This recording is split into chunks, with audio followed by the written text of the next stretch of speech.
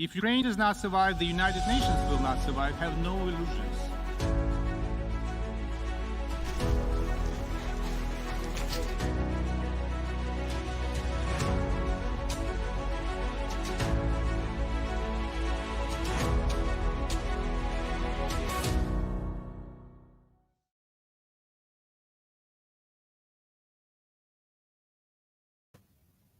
Hello, everyone.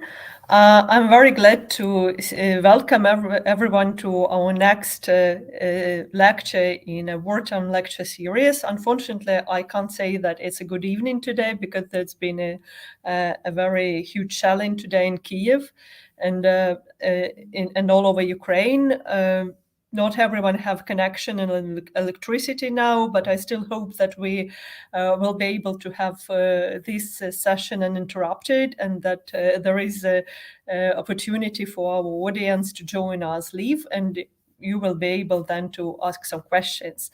I'm very happy today to welcome Volodymyr Kulika, who will be a lecturer in our wartime lecture series. In this series, we talk about and we reflect on the war and everything that has been happening to us, to Ukrainian society, and wider to the whole world, probably, after the full-scale invasion of Russia into Ukraine and full-scale aggression and warfare. And this wartime lecture series is brought to you by Kiev Mohyla Academy, Kiev Mohyla Alumni Association, and School for Policy Analysis, of which I'm a research director. My name is Anna Osipchuk, and we've been meeting almost every week or every second week. And we are very thankful for the generous support of Justus Liebig University of Gießen and Giza Center, of which today we have Monica Wisgender. I'm sorry, I'm not very good at reading names, who is the director at Giza Center at Gießen University, and she will be commenting on Volodymyr Kulika lecture. And I'm very happy to present to you Volodymyr, who I'm sure you've heard about. Volodymyr is a head research fellow at Institute of Political and Ethnic Studies of Ukrainian Academy of Science, and he is also one of the leading, if not the main, I would say, expert in sociolinguistic studies. And if you are able, I would certainly recommend for you his recent or latest book on language policies in multilingual societies. So without further ado, I will pass the microphone to Volodymyr, please. And please, for everyone, you have option to comment and to pose your questions. Please, Volodymyr. Thank you, Anna. So I'm glad to be here. As Anna said, this is not an ideal time for lectures, even for wartime lectures, because war is really knocking on our doors in Kiev and across Ukraine. But fortunately, my neighborhood is in Kiev is lucky to have electricity and the internet. So I don't know how many viewers have the internet to be able to watch us live. But for those who cannot do that, I am sure there will be recording. So I will talk about the impact of the war, particularly the large-scale, full-scale war that began on February 24th, 2022, on Ukrainian national identity. So Yuri, could you please show my slides? Yeah, thank you very much. So the question I'm asking is, how does the war affect Ukrainian identity? So we have various changes in Ukrainian society caused by the full-scale war. Some have been registered and kind of documented. Some are just talked about. And one of these changes that very many people confess, report, share with others is the strengthening of Ukrainian identity. So the stronger attachment to Ukraine, the stronger feeling of oneself as a Ukrainian, the greater importance attached to being Ukrainian, and also a new meaning of being Ukrainian. So people see kind of themselves and their attachment to Ukraine and the Ukrainian nation in a new way. So we need to check how representative the reported change is. For that, we will have survey data. We also need to examine various dimensions of change and nuances of change, and how different categories of people explain the change or lack of change. So for that, we will rely on focus group data.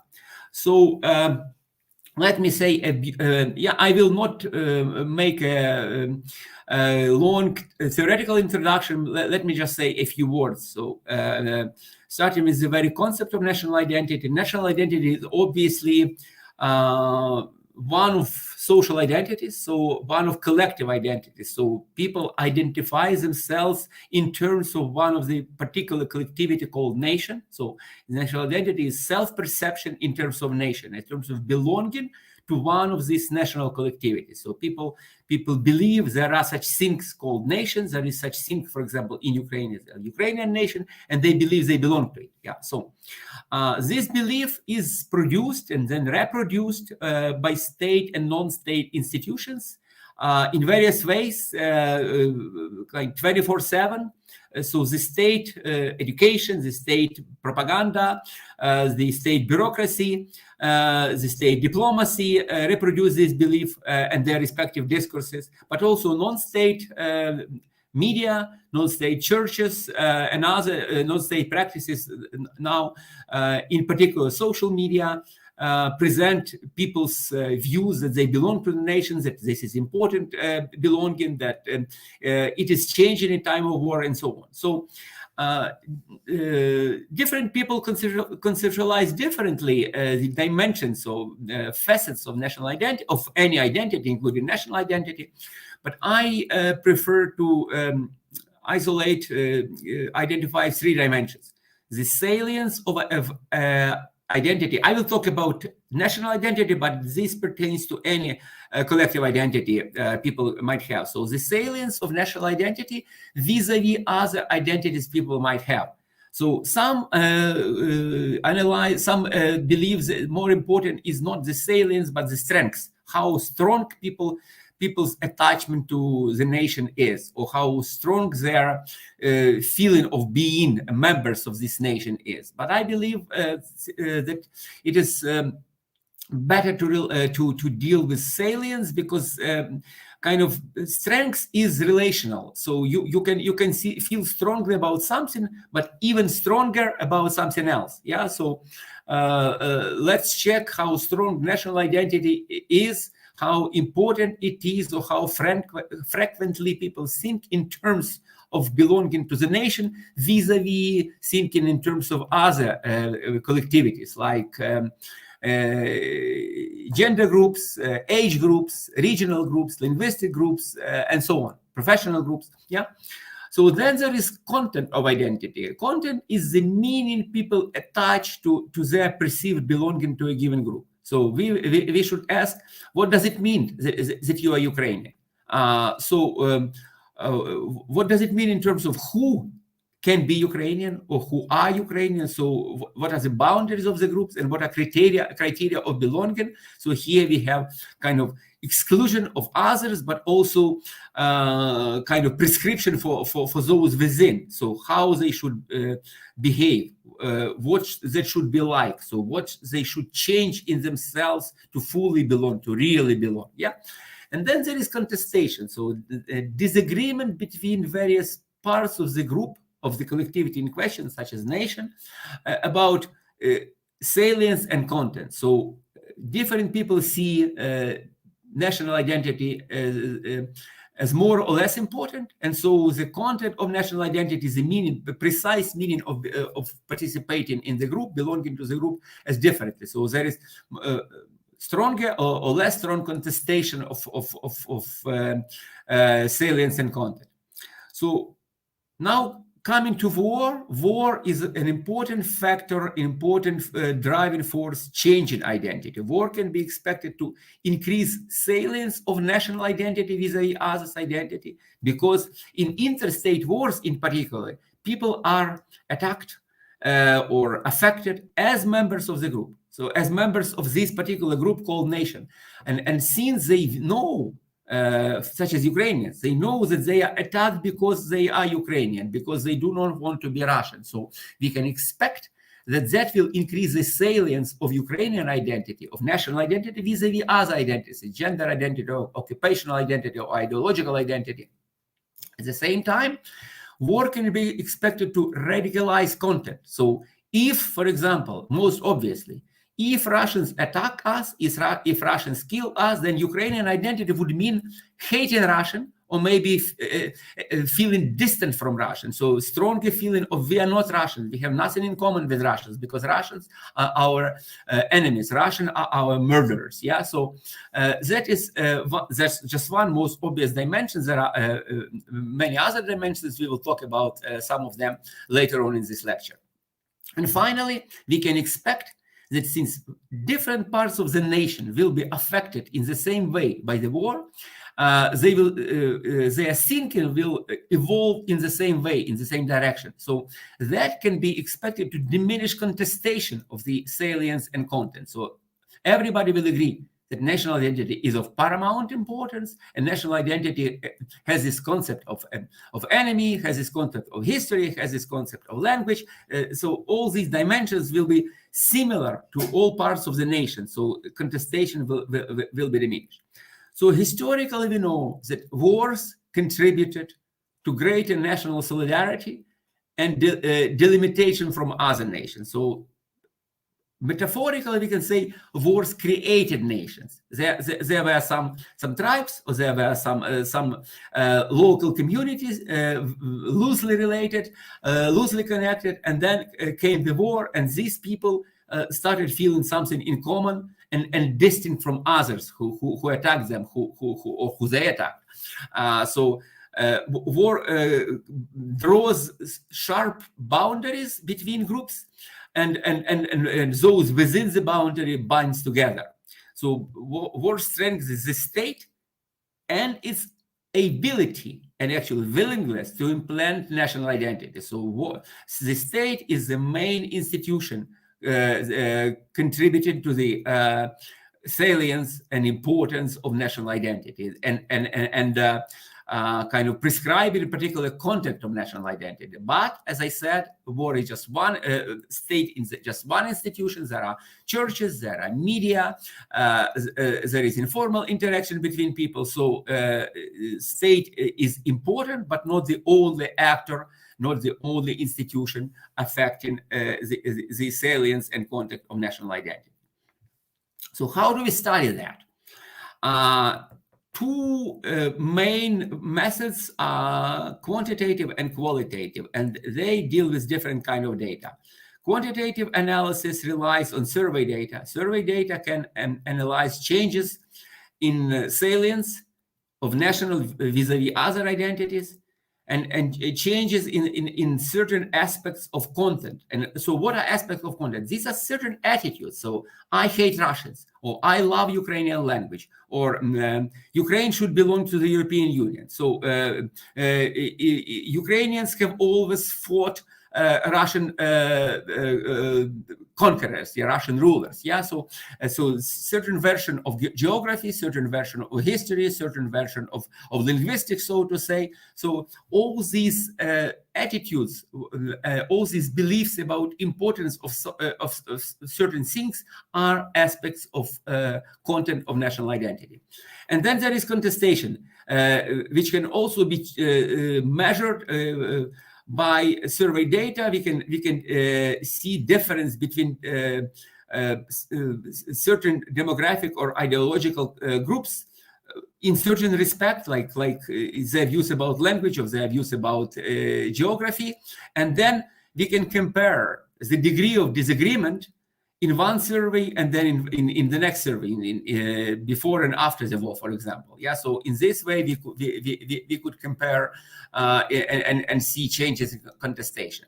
So what I rely on? I rely on various published survey data of 2022 and early years. Yeah, so I don't have yet my own data.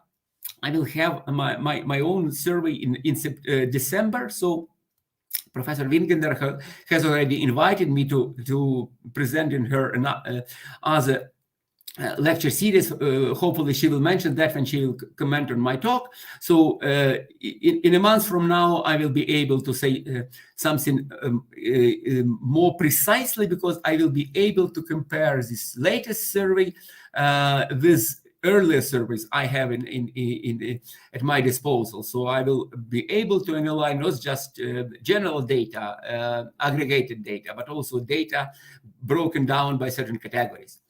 So in addition to quantitative data, so there are qualitative data. It can be focus groups, that's my data here, interviews, online questionnaires, and so on. So they allow to analyze nuances of change in various aspects. What exactly changed? You cannot always formulate a question for survey. And mind you that if you formulate a question for survey, you in a way prescribe certain belief. You employ certain categories and thus teach people, your respondents, to use these categories. It might be a bad idea. Maybe people would not use these categories themselves. So focus groups allow you to see what language they use, what categories they use, how they explain the reasons for certain change or a lack of change, because not everything is changing. Yeah. So in my analysis here, I deal with the data of 6 focus group discussions conducted in August 2022 by Kyiv International Institute of Sociology on my request, in Kyiv, in Kharkiv, in Chernivtsi, so 2 groups in each of these 3 cities. There was a differentiation by those in Kyiv, for example, residents who stayed all along through the war and those who left and then returned. In Kharkiv, since very few people had returned by August, so we had differentiation between those who left and those who stayed in the city. So in Chernivtsi, locals population versus IDPs from other parts of Ukraine. So these are 6 focus groups. These are my data. I will talk first about survey data and then about focus group data. But as I mentioned, since these are not my own data, I cannot compare them with previous years so reliably, so strictly. And so I will make some comparison if data allow, but not always. And I will only use aggregated data. So for the entire population, so I will not deal with certain parts of the population, certain regions or certain age groups or certain linguistic groups. So that is left for my further research. And I will not analyze changes in contestation, because for that you need difference between different groups, which I don't have access to for 2022. So, okay, let's start with salient. So the question is, whom do you consider yourself primarily? And people are given different options. So this is a survey of Kyiv International Institute of Sociology from August 2022. And the list of options are various territorially based identifications, starting from locality, through region, through country, through Europe, through former USSR, through Europe, through world. The only kind of non-territorial entity here is one's ethnic nation. So I don't necessarily like this list of options, and in my own service I don't use them, but that's what was published. Yeah. So we see clearly here, huge majority of the population, 85%, said that they consider themselves primarily citizens of Ukraine. Very few consider themselves anything else. 5% residents of locality, 3% members of one's ethnos or nation, and 2% citizens of Europe and citizens of the world. So very small, very infrequent, very weak identifications with anything else. That doesn't mean that people do not identify with Europe or do not identify with their nation or with their locality. It means that identification is not predominant, is not as important, is not as frequent as identification in national terms as citizens of Ukraine. So that's the concept of salience of identity, something which is of main importance, of main validity, of main relevance for the particular situation. So some identities can become salient in certain situations, like our national identity is most salient when we cross the border or when we are at war with a foreign entity. Yeah.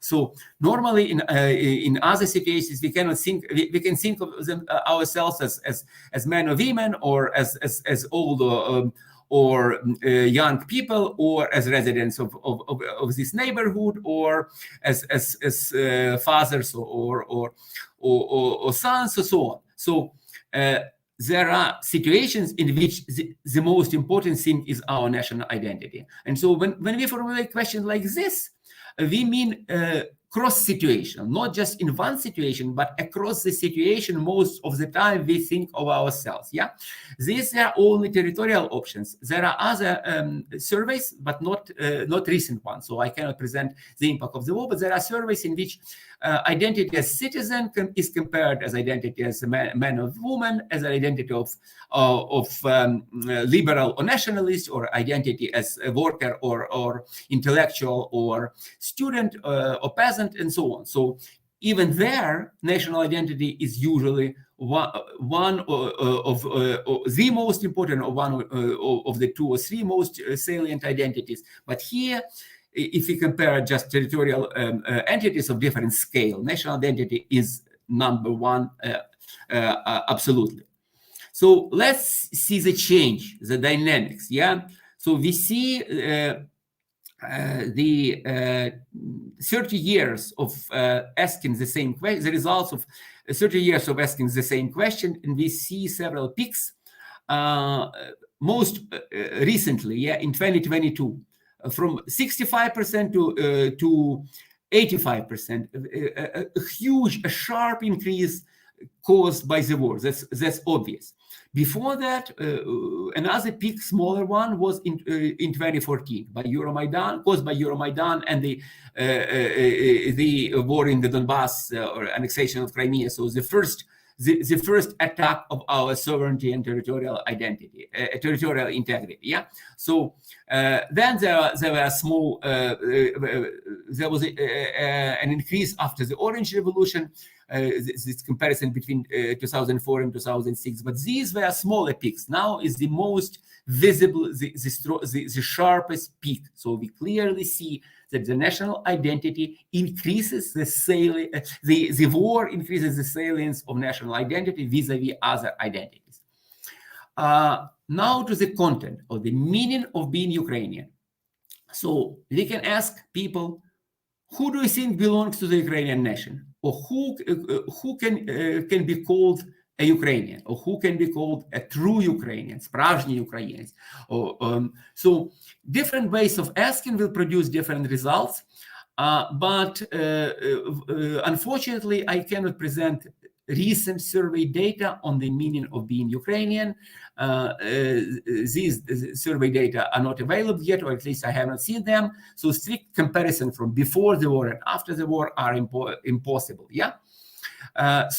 But even if we look at data before February 2022, we can see that people understand Ukrainian identity in inclusive terms. So mostly people believe that Ukrainians and citizens of Ukraine are synonyms, and that is confirmed in focus groups. And only some people say, no, we are not Ukrainians because we are of different nationalities. They mean ethnic background. So in my group, in Chernivtsi, one participant said, "But I'm not a Ukrainian. I am a Romanian. But I am a citizen of Ukraine and I'm a patriot of Ukraine. But I am Romanian." And in Kharkiv, one said, "I'm Armenian." So if they know a different ethnic backgrounds, some believe they cannot be called Ukrainians, but some believe nevertheless. It doesn't matter that I am of Russian origin, or it doesn't matter that I am of Crimean Tatar origin. I am still Ukrainian patriot, and I am still Ukrainian. So, for most people, Ukrainian nation, Ukrainian identity has an inclusive meaning. And one additional indication of that is the difference in attitudes toward Russians in Russia, and even Russians in Ukraine, and Russian-speaking Ukrainians. So let me switch to this charts, and you see the four charts here. First for residents of Belarus, second for residents of Russia, the third for Russians living in Ukraine, and the fourth on the right is for Russian-speaking Ukrainians.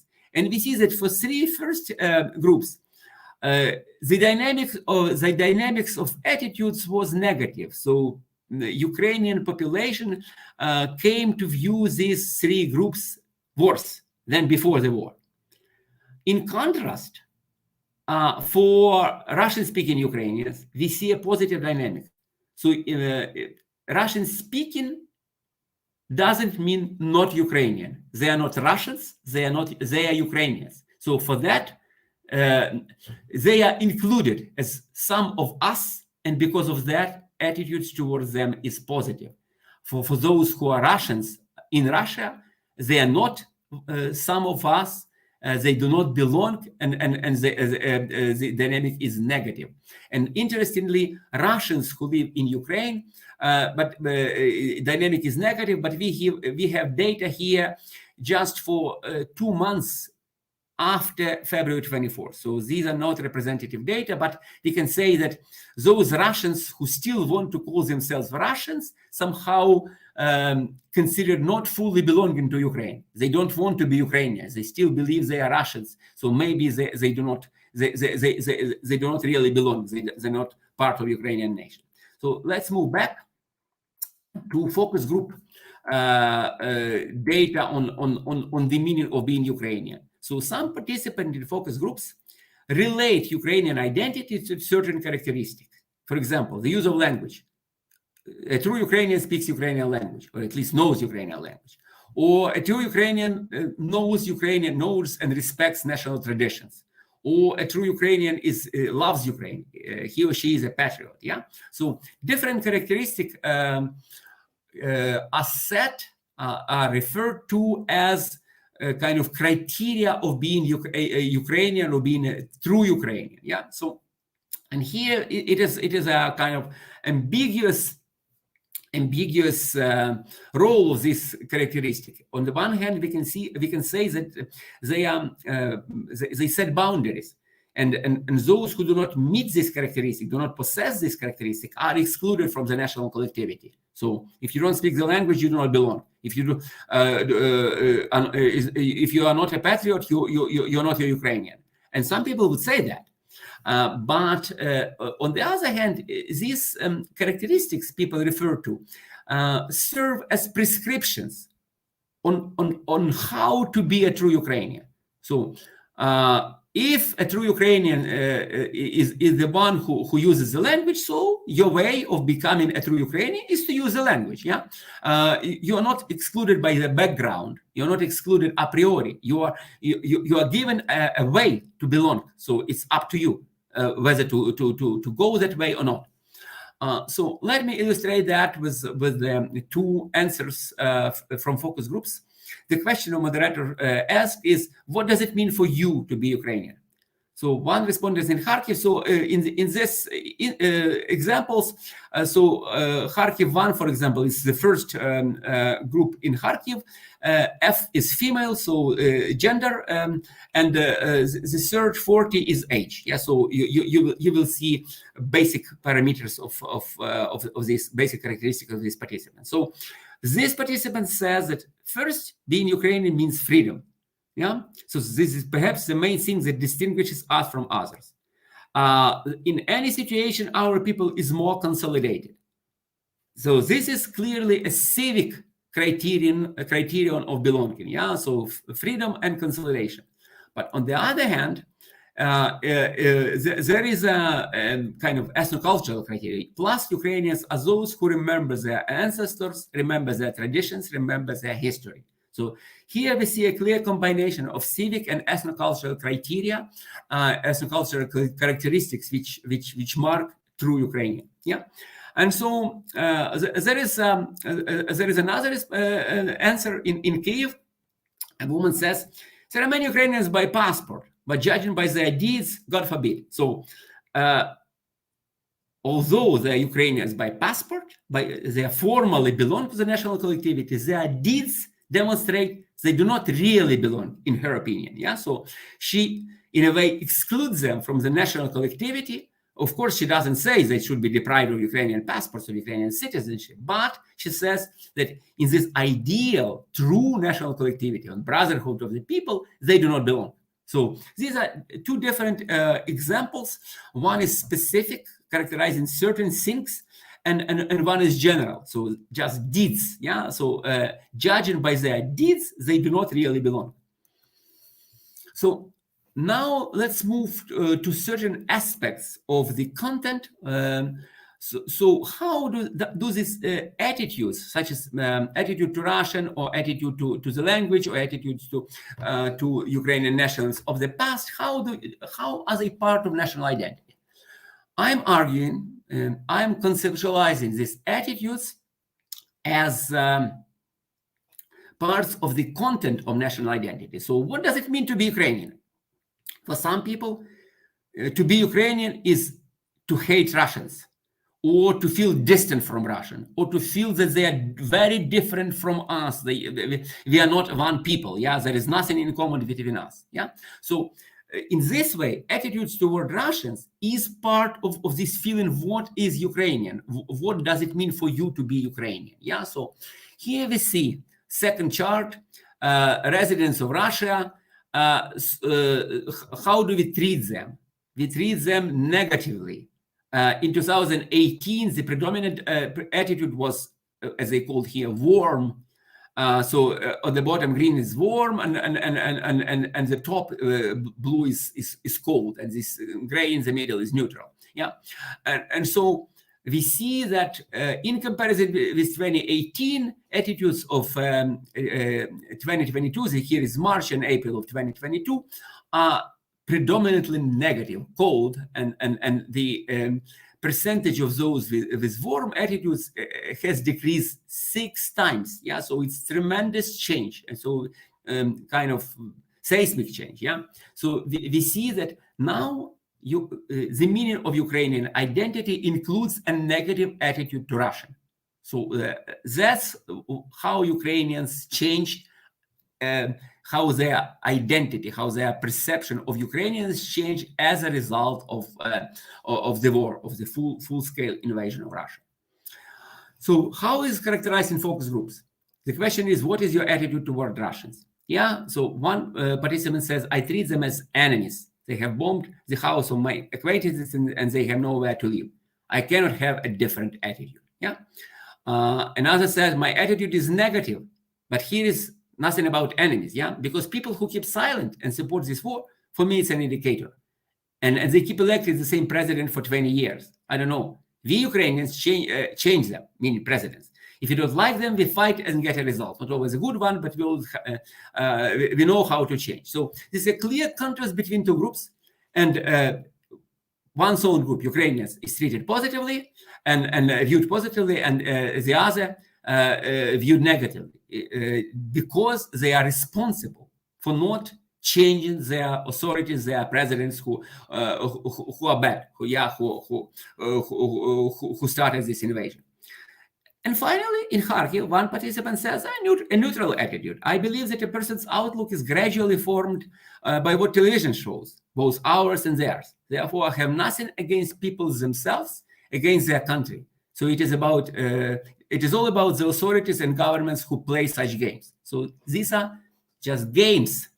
Even in Kharkiv, this is the first group. People are staying there. They probably spend most of their times in the shelter. Yeah, so they are suffering tremendously as a result of these games, but they still call it games. Yeah, which are not really about people. Yeah, so people are not to blame. So I must say, in generally, across these groups, Kharkivites are still most positive about Russia.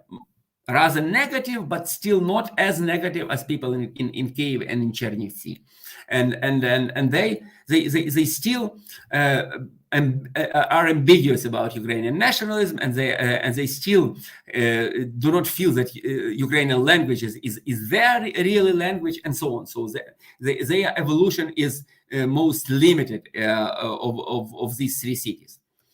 So now another dimension, attitude toward OUN-UPA. So how is it related to national identity? So we Ukrainians are those who have always fought Russian oppressors, Russian conquerors, Russian occupiers. Yeah. So our best fighters were those nationalists of the Second World War, OUN-UPA. So we respect them, we glorify them. Or we don't glorify them. We know that they were Nazi collaborators, or we believe that they were enemies not only of Russia but also of Ukraine, because they killed some Ukrainians, they excluded some Ukrainians. So attitudes can be different. But these attitudes, so these are stories of our national past. Either we have always fought Russia, or maybe we lived friendly with Russia, and some of us who fought against Russia were bad people and maybe Nazi collaborators. Yeah, so these are different narratives of national past and different narratives of national identity, different aspects of the content of national identity. So what do we see here? In 2013, just before Euromaidan and the war, we saw that negative feeling was twice, negative attitude was twice as strong as the positive one, 42 versus 22%. In contrast, in 2022, in September 2022, the percentage of those with a negative attitude decreased fivefold. Yeah, so from fivefold, from 42% to just 8%, and those with a positive attitude increased 1.5 times from 22 to increased twice from 22 to 33%. But let's keep in mind that there is this middle ground. Some of the people, it is huge, 37% say it's hard to say negative or positive attitude. So some people who are not yet ready to identify with a positive attitude might consider negative attitude is kind of politically and incorrect, problematic. So it's not right in Ukraine fighting Russian aggression, call their attitude to OUN-UPA positive. So they might say hard to say. Yeah. So this huge increase in middle ground is always kind of a reason for caution. Yeah. So, but nevertheless, we see that almost half of all respondents views OUN-UPA positively, meaning they subscribe to this national narrative, which presents Ukrainian history as a fight against occupiers, in particular against Russian occupiers, and OUN-UPA is this group of these fighters which are to be respected and admired. Yeah, so that's part of kind of the historical dimension of national identity, and here again illustrations from focus groups. Two questions. One is, does contemporary Ukrainian nationalism differ from one that existed during World War II? And one participant in Chernivtsi says, the very idea remains the same, to have Ukraine, to keep Ukrainian culture alive, to give the Ukrainians the right to exist as a separate nation or country. It's just that these are different times, so different methods and instruments are used. So generally positive perception of Ukrainian nationalism, and positive perception of Ukrainian nationalists in the past. Yeah, so maybe some differences in methods, but the same idea to keep Ukraine and to give the right to exist as a separate nation. And another question is in Kharkiv, how do you think, who are the Banderites? So yeah, we know the Banderites are historically members of the Bandera faction of the UN, and then this kind of label was extended to the Ukrainian insurgent army, UPA, and then often all Ukrainian nationalists or even all Ukrainians were called Banderites. Yeah, so two different answers in Kharkiv in two different groups. Yeah, one man says, as far as I know, the Banderites are nationalists who were against the Soviet regime. Hence, my attitude toward them is neutral. So, not positive, not negative. It's not such a bad thing to be against the Soviet regime, but maybe because they were anti-Russian, maybe it is bad or so. He did not elaborate. And another one says, how can I tell you who are the Banderites, who the Banderites were, if my grandfather told me that they had shot my grandfather Efim? So probably this grandfather Efim was one of those Eastern Ukrainians who were sought to Western Ukraine after the Second World War to introduce the Soviet rule, to strengthen the occupation regime. And so if he was in the army, or if he was in the civil administration, he was shot. So, but this person believes the family history is more important than the national history. For him, this family history is the reason to continue viewing them negatively. Finally, linguistic aspect. I will give you a few examples here, because Professor Winkender is an expert in language policy, so I will take advantage of her expertise to have a feedback. So again, what is relation of language to national identity? Because language is what we Ukrainians are. For example, in one version, Ukrainians speak Ukrainian language. Ukrainians are those who speak Ukrainian language. So we see that 76%, so 3/4 of all Ukrainians consider Ukrainian language native. Yeah, so they believe that it is important for Ukrainians to speak Ukrainian. But if we look at the next slide, we see that language of home use is actually not as predominantly Ukrainian as a language they identify as native. So here we have only 48, so less than roughly half of all respondents saying they speak Ukrainian language at home, and then another third say they use both languages at home. Yeah, so we don't know equally or not quite equally, but both languages. So there is a gap between what language people speak and what language people identify as native. So their identification of Ukrainian as native is actually identification of the right thing to do for Ukrainians. They do not necessarily do that themselves, but they consider it is important for Ukrainians to speak Ukrainian language. That's why they identify it as their native language, as their national language.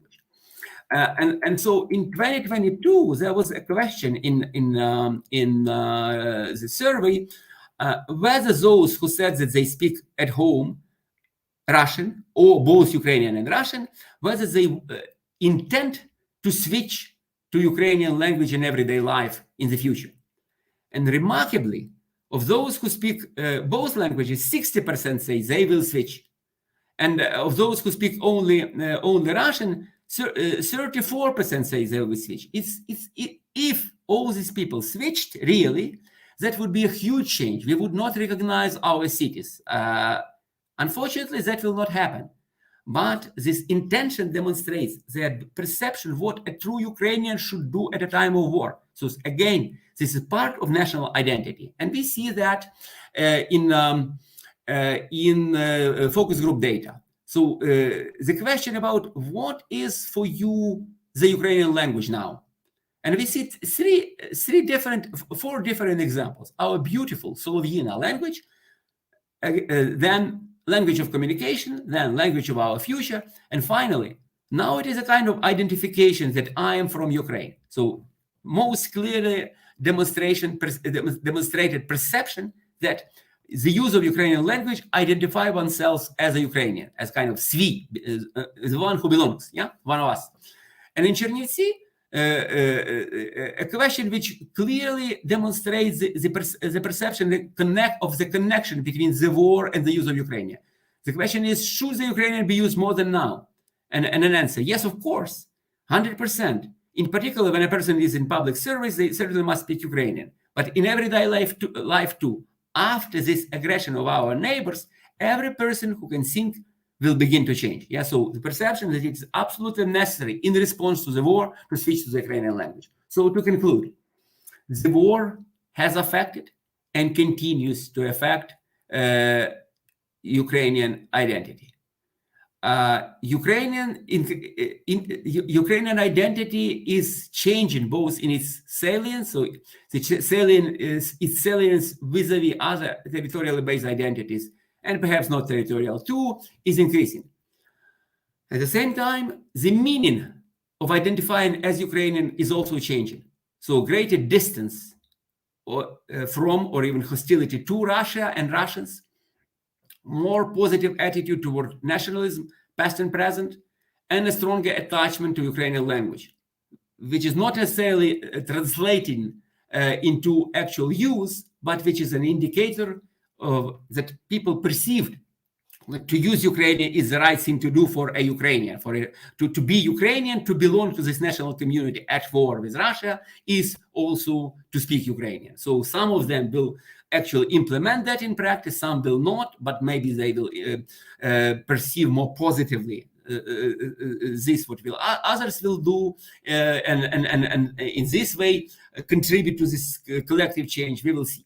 So at the same time, even at a time of war, when we can expect and lots of political science theories and even empirical data says that people's identifications become more exclusive. So they look for enemies within. Yeah, some would look for Jews, some would look for Russians to exclude them. Remarkably, in Ukraine, the inclusive perception of the Ukrainian nation persists. So everybody who is the citizens and everybody who is not a collaborator, not an enemy of Ukraine, not hostile to Ukraine, has the right to belong and is welcome in the national collectivity. It can be expected, as I said, that the contestation of the meaning has decreased, but unfortunately, I don't have yet this latest survey data. So meet me in a month and I will present you this data. Thank you very much.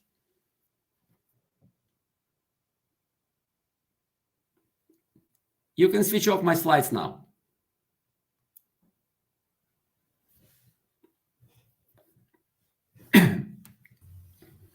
Yes, thank you very much, Volodymyr, and especially for the recent data. And may I remind everyone who is watching us, despite all that is going on, that please post your questions in the comment section. And I will now give the floor to Monica, please, for your comment.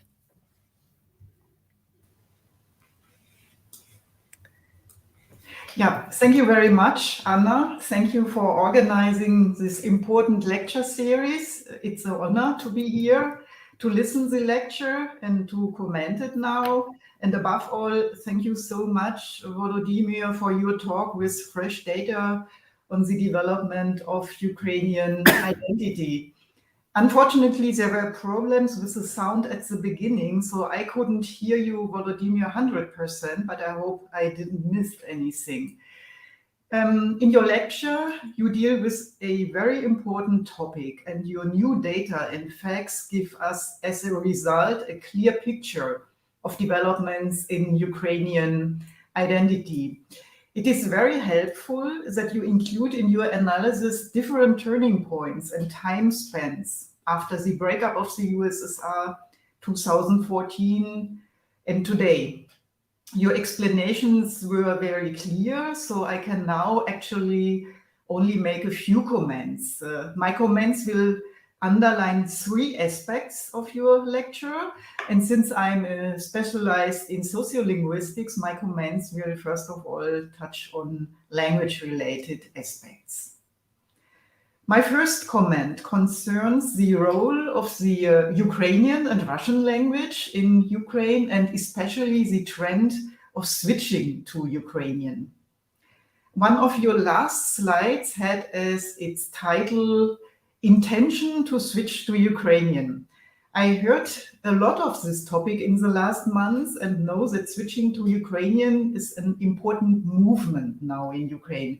But regarding the different types and grades of bilingualism, I asked to what extent a sudden change is really possible. And you yourself mentioned this problem at the end of your talk. Thus, I like your title, Intention. Intention, yes, but change from one day to the next is difficult in terms of language proficiency and language command. And accordingly, I also like your conclusion. I quote, stronger attachment to Ukrainian language, in brackets, not always use. The difference between attitude towards Ukrainian and language use is quite essential. Not all bilinguals master both languages in spoken form and standard language form to the same extent. And I'm talking here about symmetrical bilingualism. What about receptive bilingualism, bilinguals who have stronger command in Russian than in Ukrainian? Thus, I would underline that attitude is one thing, intention another, and real language shift a third. And regarding identity, I would speak rather about hybrid identities, above all in cases of bilinguals. If we understand bilinguals as hybrid language identities, what then with the Russian part of such a hybrid language identity? And if Russian is the mother tongue, there are also emotional aspects and habits. Please understand me correctly, I don't want to critically look at the role of languages or current identity building processes in Ukraine from abroad. This is not my role. I just want to understand what is going on with identity building processes in Ukraine from a linguistic point of view. So it's a pure question. Thus, hybrid identity in Ukraine would be my question.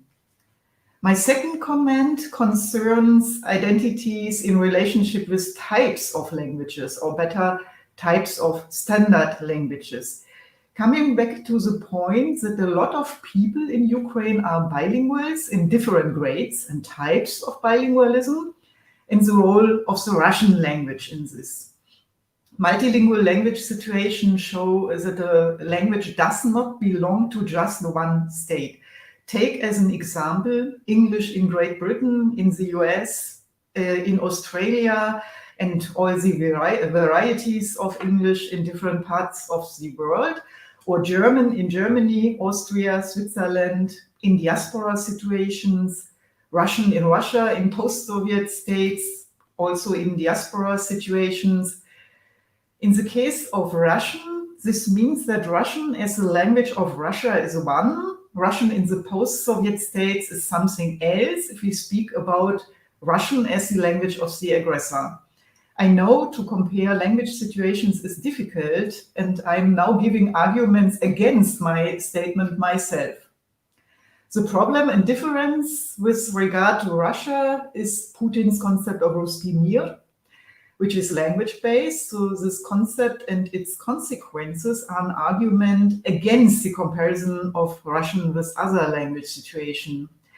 And there's another difference. The system of standard language varieties in case of English, German, French, and Russian differs. German is a pluricentric standard language, and here pluricentricity is largely accepted in Germany, Austria, Switzerland. Same is true for English as a pluricentric language, but not for Russian. In linguistics, there is an ongoing discussion on pluricentric developments in the Russian standard, but in principle, it functioned till today like a monocentric Russian language. So the type of a standard language as pluricentric or not could also be a factor in whether or not a language is equated with a state like Russian with Russia. My third and last comment concerns identity and language policy. Strengthening the Ukrainian language as a key feature of the identity of the Ukrainian nation is also the goal of the state language law of 2019. I know that there were a lot of debates on the state language law in Ukraine, but the development to switch to the Ukrainian state language was not so much triggered by the state language law as by the war since February. Thus, the war has had more impact on the language situation than the language policy of the last 3 decades has had. One of the aspects discussed with regards to the state language law is the role and use of minority languages in Ukraine. And now I don't mean Russian, but the other minority languages. Ukraine not as a bilingual, but as a multilingual country. And here's my question. Is there any research on how especially minority like Hungarians or Gagauz perceive the current developments in Ukrainian identity? You mentioned in your talk one Romanian, right? Is their attitude also changing in relation to the identities you have analyzed in your talk, or is the regional identity more significant for minorities? So these are my spontaneous comments and questions. Thank you again, Volodymyr, for your talk with all the data and analysis.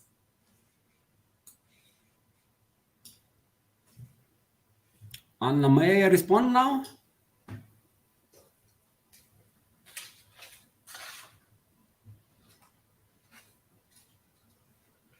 Unmute yourself. Oh, sorry. Yes, please do respond. Thank you. So thank you very much, Monica. These are very interesting questions. I will not be able to duly answer all of them. In some cases, I don't have data at all. In some cases, I don't have data yet. Like I said, I will have more data in a month. So bear with me, but I will try to mention what we know and what we can kind of speculate in anticipation of more data. So role of Ukrainian and Russian languages and whether the switch is possible and how bilingualism is reflected in hybrid identity. Some people do switch fully. Some people report that they completely abandoned Russian language. They are even bragging that they do not have Russian keyboard on their computers or in their phones. Yeah, they no longer use any Russian at all. Occasionally, they of course can read something on social media which happens to be in Russian, or hear some Russian spoken by somebody else, but to the extent they control the situation, they are positive that they do not use Russian language. I believe there are no data on the kind of the frequency of such switches, full switches, but I believe that these are a clear minority of people who are changing their linguistic practice. So it is really hard, both linguistically and emotionally, to fully change your language practice, especially since you are not an island. You exist in a network of relationships, and other people might have different priorities than yourself, and so to an extent everybody is in agreement with you, then it might be easier.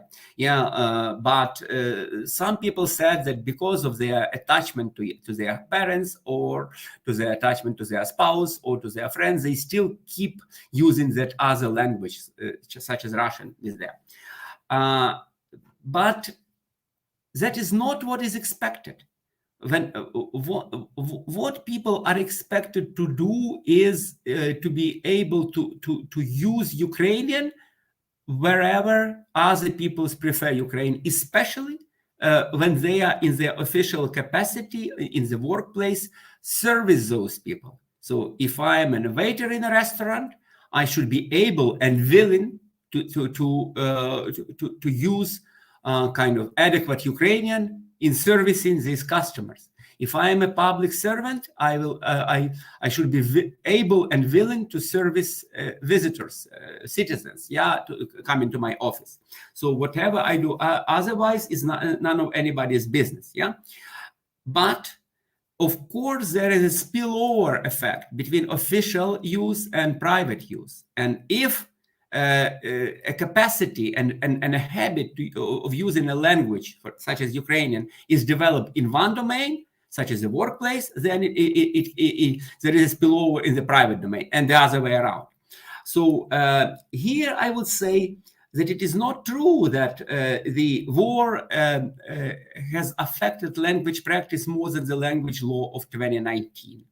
I'm drawing your attention to my article recently published in Osteuropa in German.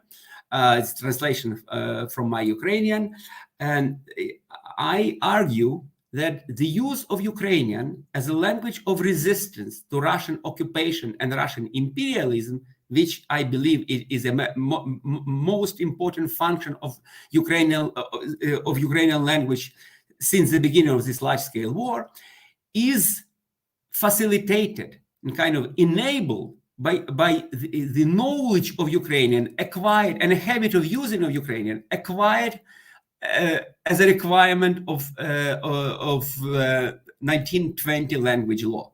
So, in other words, if I am a salesperson or a waiter or a public employee or whoever, and I started using Ukrainian because the 2019 law required me to do so, I acquired an ability and habit of doing so, and now it's very easy to me to use Ukrainian in demonstration of my hostility, my protest to Russia and its imperialism. So without this habit and without this capacity, it would be much more different to implement that intention. Intention would remain intention. So there is a very strong connection between the war change and peaceful change in response to the war. So regarding identity, whether or not Russian remains part of identity of those people who partly switch, or who combine the two languages, or to what extent their linguistic identity is hybrid. Of course, it varies. Some people say, I know Russian language, but it constitutes no part of my identity. I'm one such person. Yes, I know Russian, and if needed, I can speak it. I don't want it. I don't like the language, but I'm still able to use it. I use it passively or receptively all the time when I read, but it doesn't constitute any part of my identity. Yeah, maybe the most hated of the languages I master. Yeah, if that can be called a part of identity. But for some people, of course, it's still important part of their identity. So maybe they love both languages equally. Maybe they still love Russian much more because they have spoken it the entire life. They grew accustomed to using it and loving it. And I have data in these focus groups. One of the questions was, what is Ukrainian language for you now? And the other question was, what is Russian language for you now? So most people would say, like I illustrated in the slides, for Ukrainian language, it is a language of our future. It is a language identifying us as Ukrainians. It is our beautiful language. Some would say it's just a language of communication. In Kharkiv, not one, but two participants said about Russian, it is the language I love very much. When they said about Ukrainian, it's just a language of communication. So a language I love very much is definitely part of my identity. So this will be changing. Ukrainian was not part of their identity partly because they never used it. Maybe heard somewhere, but never really used it. If they start using it, maybe they start loving it, or maybe they will start hating it if they are forced to use it. But I would say most people will grow accustomed to using the language, and will treat it rather positively than negatively. Yeah. And I don't believe Ukrainian will be Russian will be a pluricentric language such as English or German. So Russian belongs mostly to Russia. People in Ukraine speak Russian. People in Ukraine understand the importance of Russian, but they do not want to keep it in Ukraine. Most Russian speakers in Ukraine, even those who still speak and do not intend to fully switch, do not want to institute Russian as a separate second language of Ukraine. They believe that Russian belongs to Russia and Ukrainian belongs to Ukraine. And they want the only official, standardized, supported language of Ukraine to be Ukrainian. And privately, they will still be using Russian, and it's nobody's business. And there is a growing kind of functional differentiation that in public domain, Ukrainian is becoming more and more predominant language. And in private domain, Russian remains a very important language, and maybe in some parts of Ukraine, it is clearly still the main language, like in Kharkiv, yeah? But far from all people who keep that language in private domain want it to be kept in official domain, and the data shows that as well. And finally, about other groups, unfortunately, I don't know of any research, at least no published research yet. Maybe some people study that, such as Transcarpathia, one author, Istvan Chernichko, who consistently published on Hungarian language development. Maybe he's right now studying that and will publish very soon. Maybe somebody studies that process in Gagauzia or in Bukovina, I don't know, but that one person, when I formulated my wishes for focus groups, I said, please get me. I wanted two, but they only get me one Romanian in the Chernivtsi groups. But that person was very pro-Ukrainian. He said, I love my Romanian background. I love my Romanian language, but I am Ukrainian patriot. I fully belong to Ukraine. He did not say that he wants to go to Romania, or he's kind of indifferent to Ukraine or something like that. Of course, there is a focus group dynamics. You don't say what your interlocutors would not like, but that was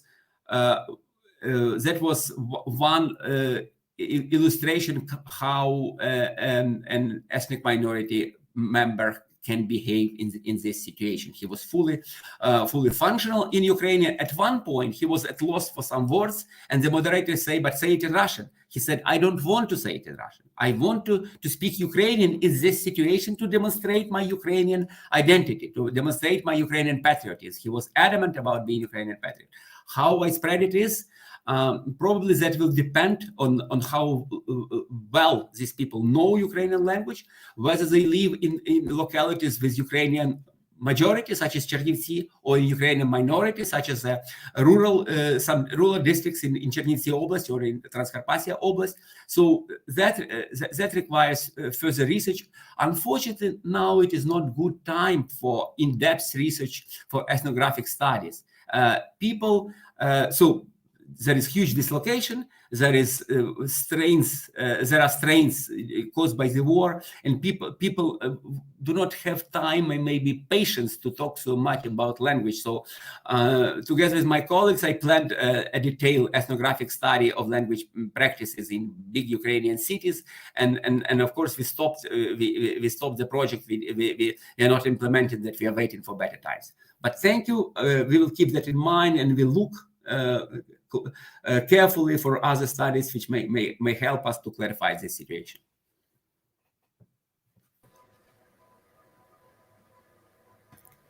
Yeah, thank you very much. Yes, thank you so much, Volodymyr, for your answers, very detailed answers. I have one last question concerning your slide, attitude toward Russians. You explained there, we have there 4 charts, that attitudes towards Russians in Belarus, in Russia, of course, and Russians in Ukraine, that those attitudes were decreasing the last years. But again, not against Russian speakers in Ukraine. But then this is a contradiction that that in Ukraine, Russian language plays an important role in identity building processes, so that a part of the language society wants to switch to Ukrainian. Language is a factor there. Why then Russian speaking society in Ukraine, the attitudes are increasing? It seems to me to be contradictory.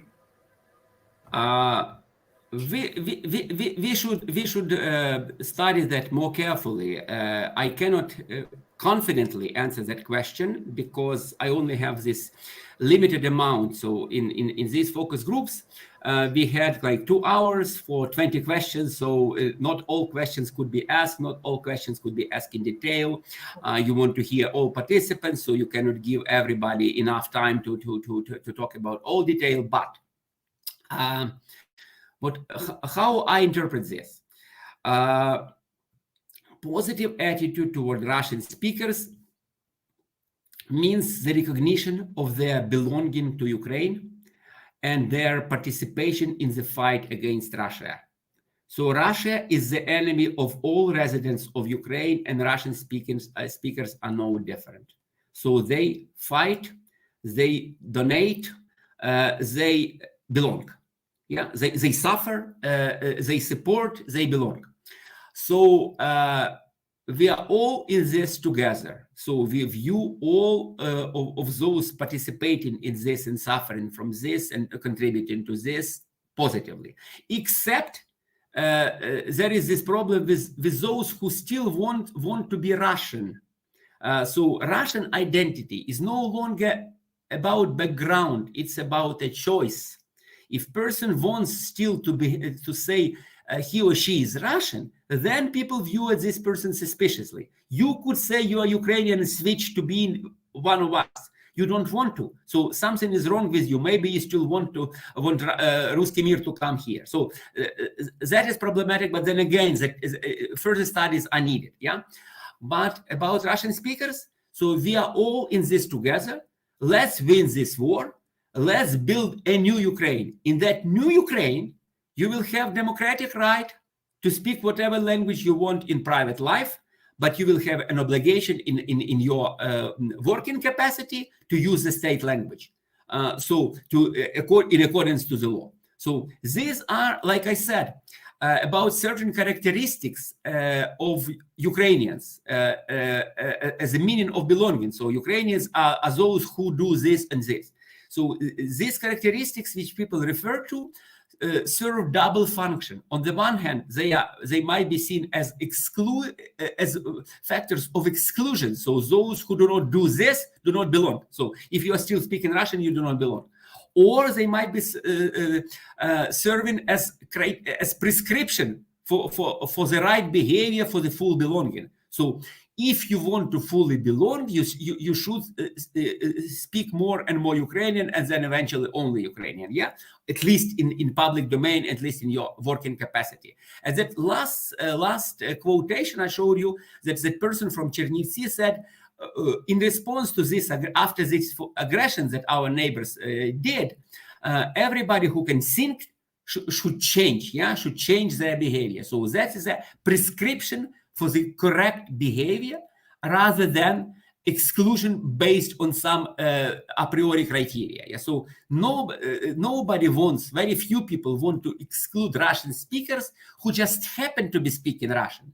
But many people in Ukraine would want to exclude Russian speakers who would refuse to switch to Ukrainian in any way, who would insist they can only will only speak Russian and no Ukrainian. Those people would not be considered true Ukrainians. Yeah. So, but there is a difference between your background what you happen to be raised in, and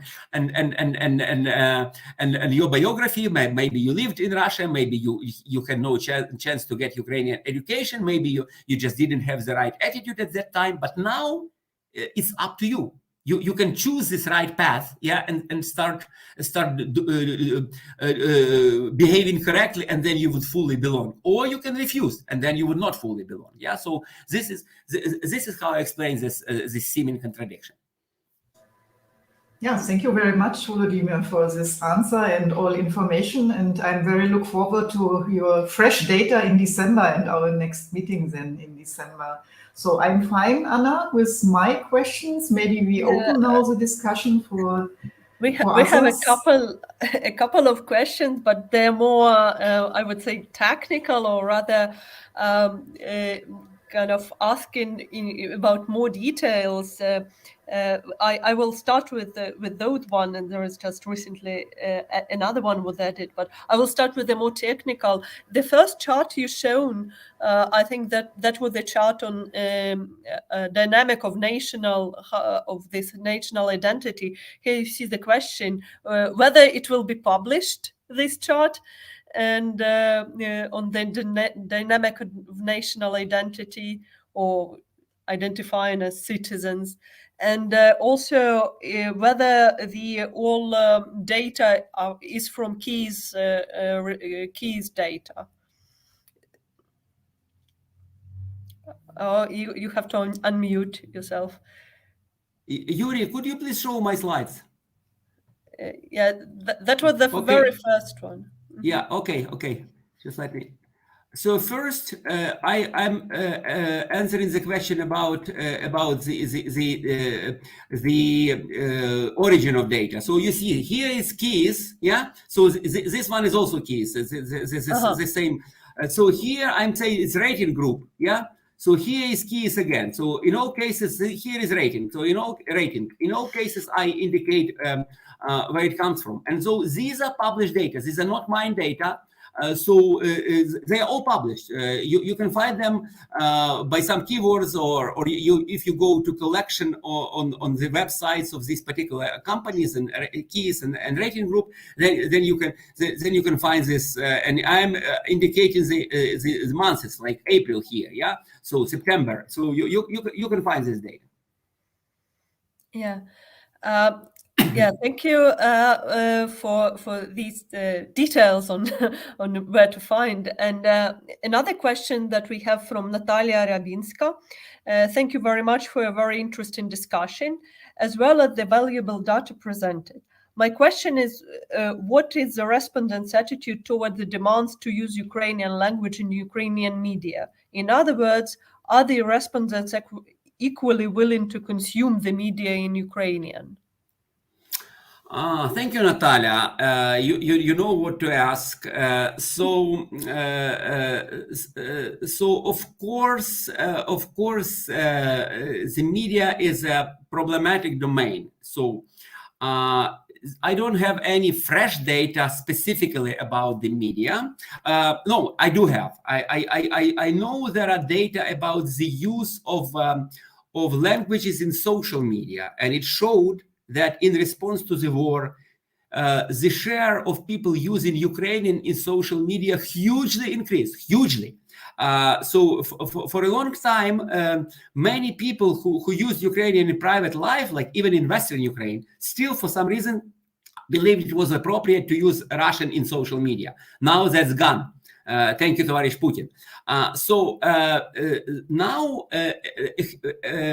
virtually all people speaking Ukrainian in everyday life use Ukrainian in social media, and also many of those who use Russian in private life believe it is more appropriate kind of to use Ukrainian on social media, because social media is kind of semi-official domain, especially for celebrities, especially for well-known bloggers, especially for official persons. So on the one hand, you are kind of writing in your private capacity. On the other hand, you are never private if you are a celebrity, or if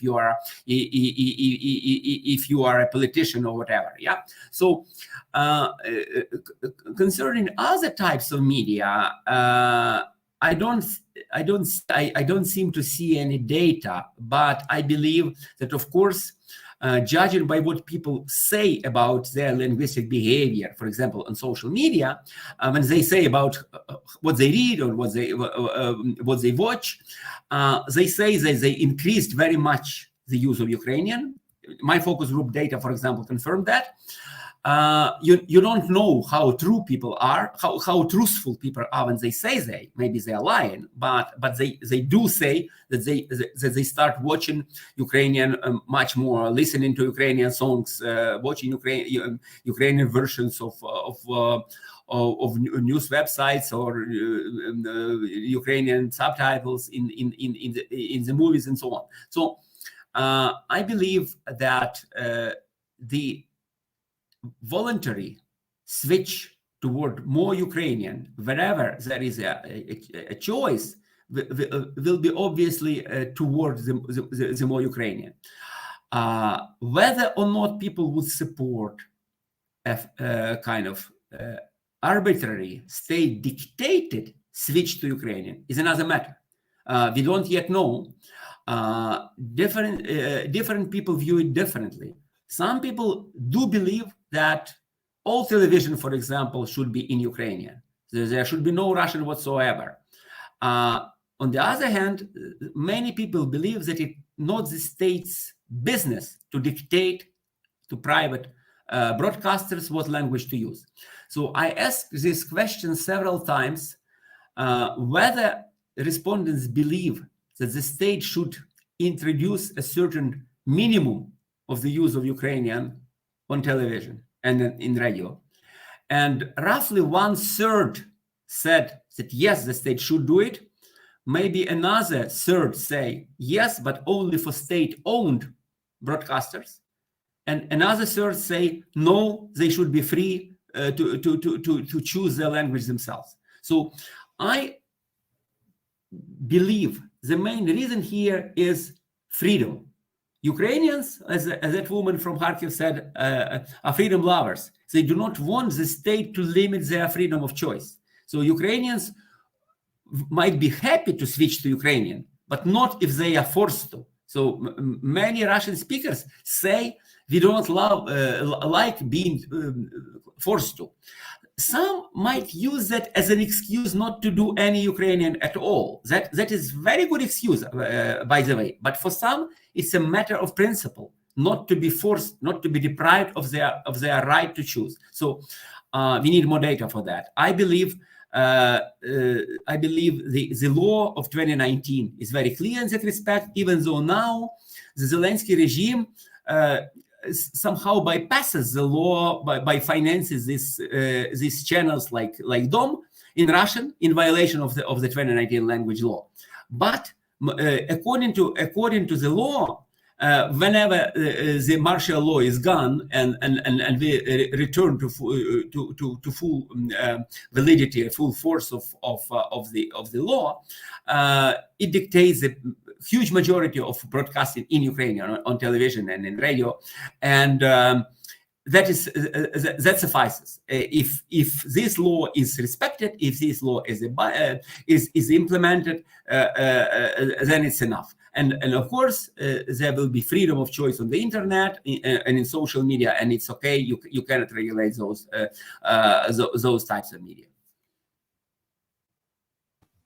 Yeah, thank you very much. It seems that we do not have any questions anymore, or there is a last chance for someone to post. If anyone wants, we have just a couple of minutes left. While we are waiting, Natalia, thank you for reply. I actually want to say that we recently at School for Policy Analysis had recent data which kind of proves what you are telling about media and state regulation of media, that Ukrainians especially don't like being told what to do, or how when the state or other states tell them what to do on any level. But my question would be probably like some forecasting. Do you think that Russian in Ukraine will be delegated to this private domain mainly in future. Would you agree with this statement? I believe largely yes. Eventually, it will be relegated to private domain and to some semi-private activities. So media is not fully private. So media is semi-private, and like media consumption is private, but media production is public. So media will be one of such domains where Russian will be present to an extent. Some use of Russian will be heard in public, like in the streets, in shops, and nobody will be prosecuted and nobody will be afraid of using it. But basically, people would gradually switch to the functional differentiation, that paradigmatic diglossia. Yeah, so Ukrainian will be the predominant language of official domain. People will know that language is expected there, and they will, some maybe will perceive it negatively, but they will grow accustomed to them. The more people will be able to freely, fluently use Ukrainian, like many young people in Nova Poshta, in supermarkets,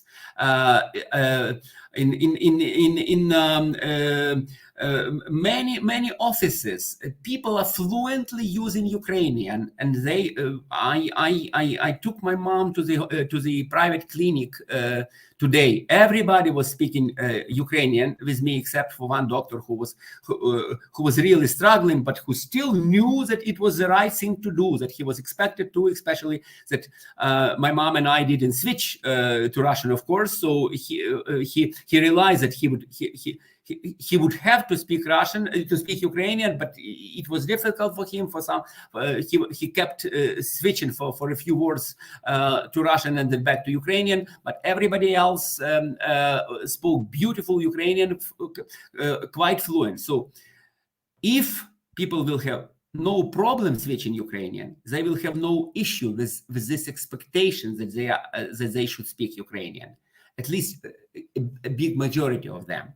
So some people will be uncomfortable. Some people might be unhappy about that. But I believe gradually, in most practices of public interaction, Ukrainian will be the default language, and nobody will have the reason to deviate from default language. So I'm coming to a store, and the salesperson greets me in Ukrainian, or I greet them in Ukrainian because I know that's the expected language, and then of course reciprocate, and then nobody switches to Russian because there is no reason to, because everybody knows Ukrainian, everybody knows that it is expected to be in Ukrainian. Yeah. So those people who will be still not able to or uncomfortable speaking Ukrainian might be using some Russian, but there will be different degrees of reciprocation. Some will switch to Russian to accommodate them. Some will continue speaking Ukrainian, which they will understand. So gradually, Ukrainian will be the main game in town, or the only game in town publicly. There will be a lot of Russian privately. I believe there will be still some intergenerational kind of retention of Russian. Many parents will still raise their children in Russian, but with full awareness that they also must know Ukrainian, because it is expected elsewhere. If you want to succeed in school, if you want to succeed in higher education, and you want to succeed in career, you would know you would know Ukrainian, and you would use it whenever expected. And that is the maximum a democratic state can insist on. Beyond that, it's nobody's business. And if there is some language patrol and some kind of activists who would treat somebody negatively for speaking a word of Russian or Romanian, Crimean Tatar in public, that should be met with indignation and with restraint by other people. Yeah, so I would say that will not happen. Many years of Ukrainian independence demonstrate that people are tolerant, maybe too tolerant to some extent, of ignoring the rights of Ukrainian speakers. But I believe the introduction, assertion of Ukrainian as the predominant language of public domain will not lead to discrimination and any kind of bullying or whatever of Russian speaker or Romanian speakers. Yeah, so I believe Ukraine will remain democratic and tolerant, but abiding by the law. And the law is Ukrainian is the only state language, and the large majority of citizens support that and want that to be translated in language situation. One final point. For many years, I am asking in surveys this question: what will the language situation in Ukraine be in the future? And the first time this question was asked was in 2006. And the options are: Ukrainian will be the main language of all domains. Ukrainian will be bilingual country. Russian will be the main language of all domains. And in 2006, the first time this question was asked, more people said Ukraine will be the bilingual country than Ukrainian will be the main language. And now, increasingly, respondents say that Ukrainian will be, in the future, Ukrainian will be the main language of all social domains. That doesn't necessarily mean that they are themselves ready to switch to Ukrainian and contribute to this desirable situation, but they accept this as a norm. They know that is how it should be. They will not be really making any obstacles to that, maybe any protests, and so they will not contribute to that. Some will, but most will not. But they will accept that, and gradually that will be the situation on the ground, not just on paper. Yeah, thank you very much. I think that's a very important points you make, and a very good place probably to end our because we are actually over the time a bit, even the time limit. I want to thank you very much, and to you, Volodymyr, and to you, Monica. I probably, as concluding remark, I really very much wish for everyone that could read in Ukrainian to read your recent book, and probably some English translation will be available in future, if possible. I don't know whom do we refer to make it possible, Volodymyr? I don't know. Thank you. It doesn't. It's not that important to have the translation of my book in English, because the book is about language situation in other countries, and so actually it is a so to say translation from English mostly of many different works. I synthesize them in this book for Ukrainian audience, but. My work on language situation in Ukraine is published in English, not as book, but many articles. So whoever wants to read them. The only problem is that in Ukraine, not all people have access to Western journals. But that's the problem. But whoever wants to read them can find them in on my pages, for example, in academia.edu. So the full list of publications and most of my published work is there. So good reading. Yeah, I would certainly, and I'm sure Monica will agree, I would recommend that to everyone. That's something that I recommend to all my students in talking about identity and language. So thank you. Yeah, thank you very much for your work. Thank you, Monica, also for being here today, and thank you for everyone who's been listening and watching us, despite especially from those from Kiev, from other Ukrainian cities which were hit today. We'll see you next week in the next lecture. Thank you Thank you much. Thank you, everybody. Thank you, Anna. Thank you, Monica. Bye-bye. If Ukraine does not survive, the United Nations will not survive. Have no illusions.